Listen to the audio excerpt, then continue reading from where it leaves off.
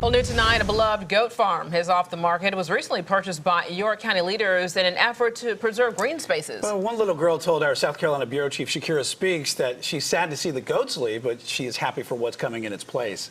On a busy highway in Lake Wylie sits a well-known family goat farm. 8-year-old Gabriella Ortiz made sure to look at them every morning on her way to school. With the fence, we couldn't touch them, and we wouldn't go too close.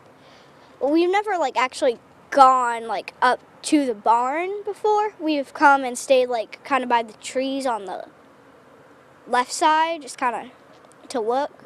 But when she found out the goats were moving, she says she was sad. This kind of feels weird without them. I don't know what there's going to be there. The 6.8 acres of land will be transformed into a farmer's market and community garden. The York County Council bought the farm for $1.4 million in hopes to save green spaces and create uses for public access. District 2 Councilwoman Allison Love says the residents dodged a bullet because this likely would have become a gas station or apartments. Ortiz says she's glad about that. It'll be kind of harder to come outside and ride bikes and stuff because there will be a lot of cars at the intersection, not knowing if they're going to turn, and then there's also the 7-Eleven there that makes and attracts more people, so it'll kind of be harder to play outside. Bye, goats. Reporting in Lake Wylie, Shakira Speaks, Fox 46.